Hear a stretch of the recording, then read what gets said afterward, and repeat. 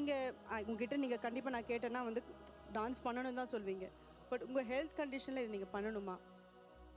Ma'am அதுக்கேற்ற மாதிரி நான் பார்த்துக்கிறேன் மேம். அவர் ப்ராக்டிஸ் எல்லாமே பண்ணியிருக்காரு. சொல்லிட்டான். கண்டிப்பாக அவருக்கு சொல்லிட்டான், அவன் பண்ணுவான். நீ பண்ணுற சொல், பண்ணுவார். நீ பண்ணு. ஏன்னா டான்ஸ் வந்து ஒரு மெடிசன் கூட தான், புரியுதா? அது ஆடினா ஒருத்தனுக்கு குணமாகுதுன்னா நீ ஆடுற சொல்லணும். Thank you master. நிறைய மேடைகளில் இவரை பார்த்துருக்கோம் மேம்.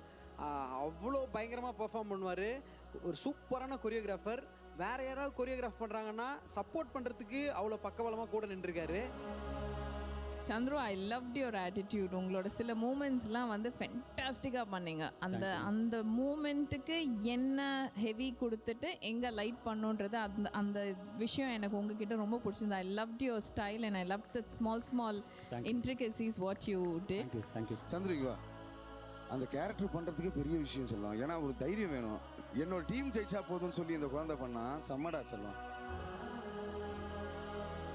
இவ்வளோ விஷயங்கள் இருந்தும் டார்லிங் உங்களுக்கு நீங்கள் ஆடணும் அப்படின்னு நினைக்கிறதுக்கான ரீசனை நீங்கள் சொன்னீங்கன்னா that will be more appropriate அப்படின்னு நான் நினைக்கிறேன்.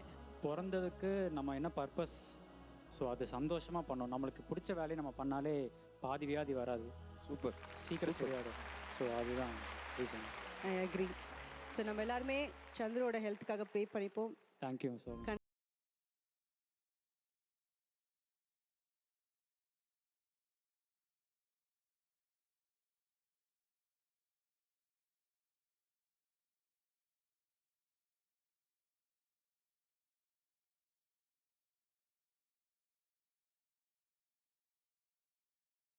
ஸ்டேஜுக்காக இதுக்காக சொல்ல சத்தியமாக from the bottom of the heart. கண்டிப்பாக இந்த ஷோ பார்க்கும்போது நீங்கள் இருக்கவங்களோ ஒரு நிமிஷம், இப்போ ஒரு ஆம்புலன்ஸு ஏதோ ஒன்று தாண்டி போனால் இப்படி ஒரு நிமிஷம் அவங்களுக்காக வேண்டுவோமோ, டைம் எடுத்து வீட்டில் சாமி கும்பிடும்போது அது எந்த ஒரு மதமாக இருந்தாலும் உங்களுக்காக சேர்த்து அத்தனை பேரோட ப்ரேயர்ஸும் இருக்கும்.